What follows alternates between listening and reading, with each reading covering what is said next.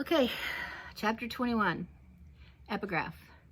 God respects me when I work, but he loves me when I sing. Tagore. When I got back to Boulder, I heard there was a rebirthers convention in Snowmass, Colorado. Despite my lack of cash, I went. I had learned not to let money stop me, and I knew Leonard was usually lazy about making sure that people paid. But Leonard was full of surprises. In his seminar on the first day, Leonard said he wanted everyone to pay the cost of the convention. Everyone who could not pay had to stand in the middle of the room until they could explain why they couldn't pay to folks who were paying. Wallets came out of pockets, money came out of shoes. It seemed that people would rather pay than admit publicly they couldn't or didn't want to. But I really didn't have money. I'd spent every penny of my miracle money getting to India and getting home. I'd gone to India with $30 and arrived back in Boulder with $5. But I had something I could do. I stood in the middle of the group and sang a Navarro song, Straight to the Heart. If my love was an arrow, I know where I'd let it fly. Straight to the heart, straight to the heart, straight to the heart of your love. Then I passed a hat and collected $300, enough money to pay for the week.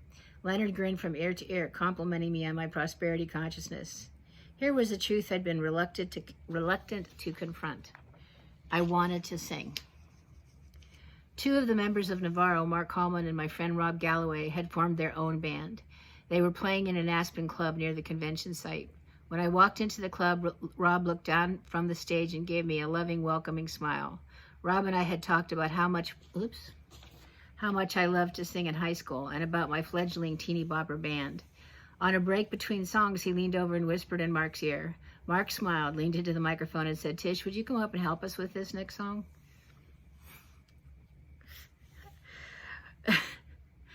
This was not the center of a group of rebirthers. This was a stage in a club in Aspen. A very small club, but a club still filled with strangers.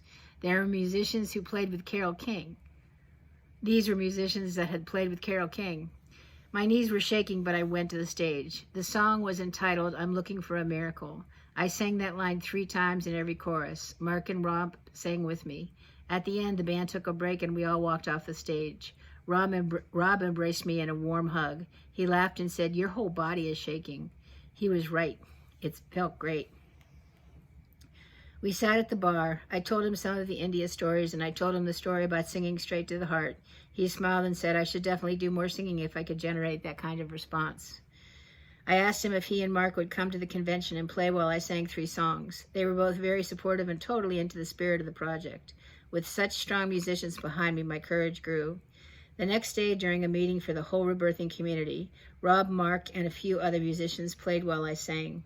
My body was shaking again. I sang Straight to the Heart, a version of Mama Said, and then I changed it to Baba Said, and Built for Comfort, a Howlin' Wolf song. While I was singing, Sandra Ray, one of the original certified rebirthers and author of the book Rebirthing in the New Age, began dancing around the room collecting money in a floppy brown hat. Then she put the hat on Mark's head. Mark tried to pull away and protect his guitar from falling coins. He was appalled, first because of the garish display and second because I was clearly the person at the center of the performance. If anyone should have had the money dumped on them, it should have been me. I watched as Mark turned his guitar this way and that, trying to shake the coins out of it. The singing was fun. The money felt damaging. Rob and Mark told me they'd see me back in Boulder and left me with a handful of dollars and coins that I wanted to throw away. For a few years, I'd been playing with a New Age version of the tarot called Morgan's Tarot. The cards were created by Morgan Robbins and illustrated by Darshan Chorpash Zenith. There was a card that said hand with an image of a hand and a card that read not unfolding the way it should, the universe, with a hand of a peace sign and circles. Each card was an image and maybe a word. One card was blank. There was a little book of explanations for each card, which were mostly aphorisms. I read the cards with my own sense of what they meant, and people seemed to like what I said. Sometimes they gave me money for a reading. The second week of the convention was a certified training. 2 of the certified rebirthers organized an evening in which I could read tarot cards for donations to raise the money to attend. I spent the night talking myself hoarse with person after person, each of whom chose 3 cards and waited for wisdom. It worked. Right before the training started, Leonard decertified himself and said he didn't like what was happening with the rest of the certified rebirthers. He thought there was too much ego and not enough validation of spirit. And it was true that the rebirthers who were certified seemed like superstars. Each of them had their own particular style and their own following. Leonard thought anyone could be a rebirther. He thought God was doing the work and the job of the rebirther was to stay out of the way. Certification had become a kind of clique that only special people could be in, and Leonard wanted no part of it. He left. We started the training with everyone feeling a little crazy. It was as if Dad left because the kids were misbehaving.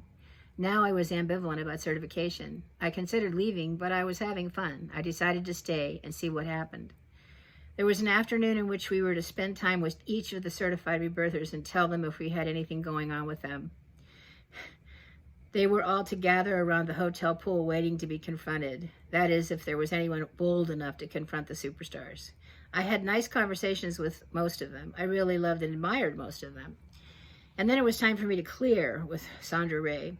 I sat at a small distance from her, waiting and watching while other people cleared with her. She sat queen-like in a lotus posture. Her curly blonde hair framed her perfect oval face. She held her back straight, waiting for people to approach her. Finally, I walked up and sat in front of her. Our knees were a few inches apart. Before India, I would not have had the courage to do that, sit so close to a powerful woman, and I know I had the right to my feelings. But Baba loved me. Somehow knowing that empowered me. Sandra, I think you're wonderful. I have read your book on rebirthing, and I think you're beautiful. But I'm a little angry with you that you dumped money on Mark and his guitar. A smile spread across her face. Her eyes narrowed, and she said, well, he must have had something to learn from me about money. Mark has 2 albums. He plays with Carole King. He makes good money. Well, I really enjoyed the music. Carole King, Now, that's wonderful. Now listen, you know I can't possibly certify you while you have all this extra body weight. It's obvious that you hate your body or you wouldn't look the way you do. I took a deep breath, pulled my shoulders back, straightened my neck, and arched my eyebrows. The only thing that's obvious is that you hate my body. I stood up and walked away laughing. If I'd been more interested in being certified, I might have been terribly upset. I decided to continue with the training despite the fact that I knew I wouldn't be certified. That evening, we took turns standing in the middle of the room, and everyone in the training told us why we should or shouldn't be certified. I made an impression with my singing and my tarot reading, neither of which had anything to do with rebirthing. Leonard was right. Certification was based on your ability to impress the group. I had rebirthed a few people, but there were people who had done far more work in rebirthing than I had who were not being considered because they were shy or awkward in public. I could stand in the middle of a large room and sing and make jokes. One man said he wondered if I had integrated my sexuality. I replied that I had an active astral relationship with John Travolta. That got quite a laugh. Then a man said he couldn't certify me because he was not attracted to me. At this comment, I became filled with rage. Did my sexuality or attractiveness to anyone what did my sexuality or attractiveness to anyone individual have to do with my ability to watch someone breathe? Rebirthing is intimate. Being a rebirther requires that you be able to remain supportive and loving while someone went through a process. The size of your body had very little to do with being able to be a rebirther. And yet it was, among all these unconditionally loving, spiritual-seeking beings, the paradigm that fat is unattractive, unhealthy, and unenlightened. I shook my head and sat down. I was told that when the certified rebirthers met to discuss who should be certified and who should not, my certification was a source of some debate. They didn't certify me, considering the fact that Leonard had decertified himself and how crazy everyone was. I didn't feel bad about not being certified, but I knew the issue had been my weight. On the last evening, I sat beside a small creek that ran between 2 hotel buildings. The mountain air was clear and star-filled as it had been when I was in my little room in the Sierras. Now I was in the Rockies. I still felt deeply connected to a magical unfolding storyline, and I believed that Baba was guiding me personally. I took a deep breath of pine air and began meditating on gratitude. I began thanking Baba for my life and for the amazing events.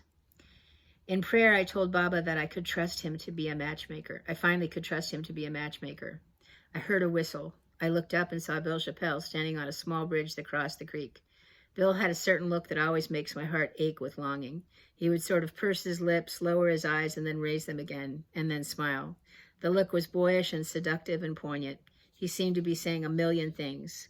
or at least it seemed that way to me. And there he was, this sandy-haired, blue-eyed boy-man guru, wannabe joker, standing on a bridge like an answer to a prayer. He came over and sat down. We laughed at nothing. He laid his head in my lap for a few minutes. I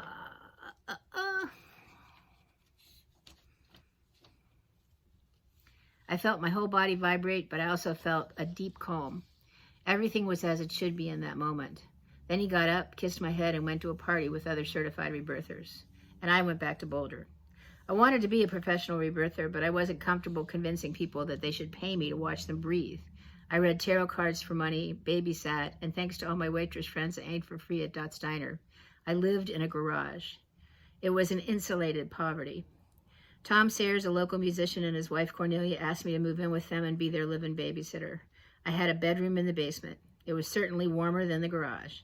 I busied myself washing clothes, cooking, playing with the kids, and still went to Dots and clubs and spent hours and hours talking with friends about God and breathing and life and music.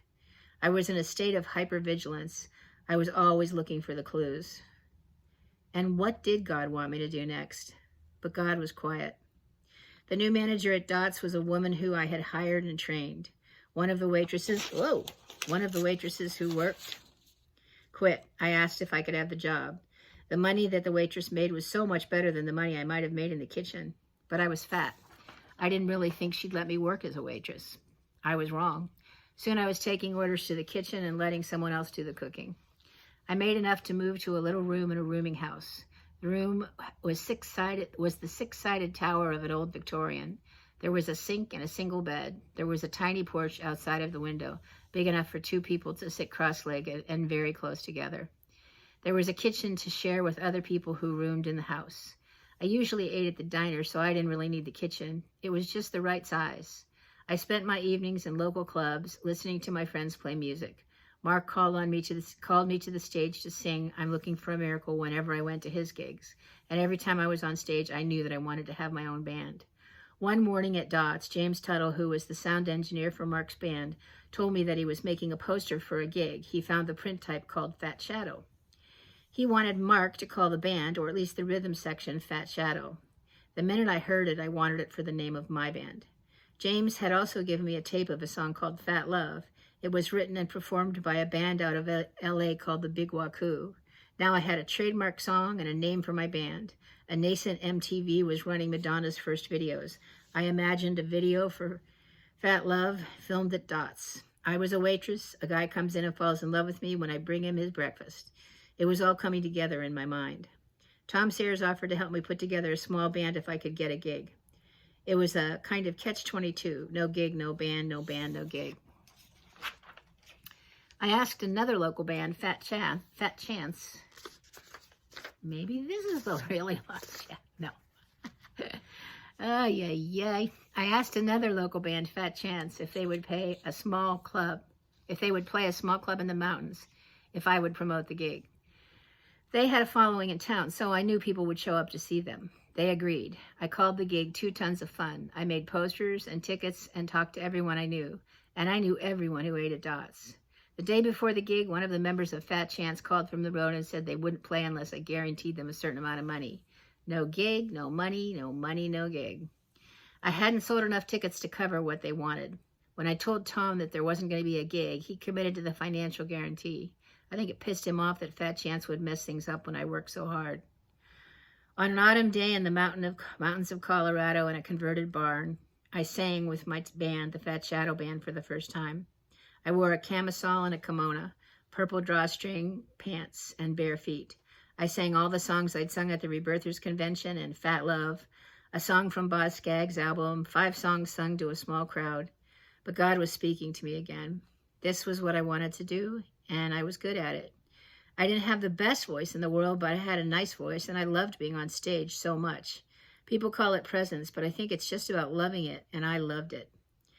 Fat Chance played just long enough to feel like they'd done their part. I was left in a pool of emotion. I loved Tom. I was so grateful for his support. I loved everyone who bought a ticket and shown up, but it didn't seem like it was enough to really launch a career. I wasn't sure what I wanted to do next. My 27th birthday was coming up. It was on a Sunday night and off a Sunday night, an off night for clubs.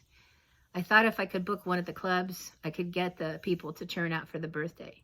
I turned to my Navarro family for support. Rob used his influence to help me book a local club, the Blue Note. He exaggerated the success of 2 Tons of Fun event to the club owner. I promoted the birthday gig all day at the diner. Here's your eggs, please come to my gig. I put together a band with wonderful guys and good musicians. We learned about 15 songs. Blues standards like Built for Comfort were easy to learn, with lots of jamming from the musicians. They took up time. And then I sang It's My Party and I'll Cry If I Want to. On the day of the gig, I filled the club with balloons. About 300 Dots customers and friends showed up. People brought me presents and flowers. There was a lavish amount of festivity. The club owner was so impressed by the turnout that he offered me a regular gig on Monday nights. The Fat Shadow Band had a regular gig. I gave all the credit to Baba. Booking gigs, hiring musicians, finding places to rehearse, and making posters, hanging posters, working at the restaurant, trying to have a band was exhilarating.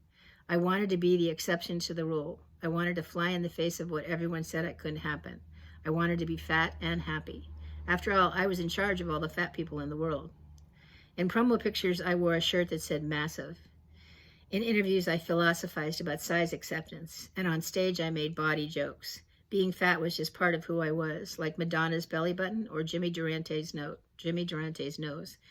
I wanted to give the impression that I had no issues with my weight.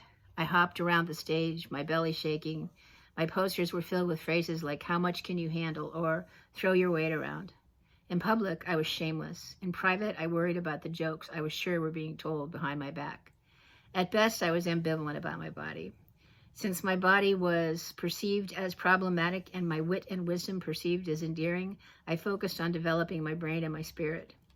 I don't think this was a bad thing, but it did mean that it was still reflexive for me to ignore my body. I did not enjoy it to the extent that I might have or care for it. I still had to remind myself to pay attention. Despite the fact that I was involved with spiritual seekers and hip musicians, being fat to some extent continued to define me for others.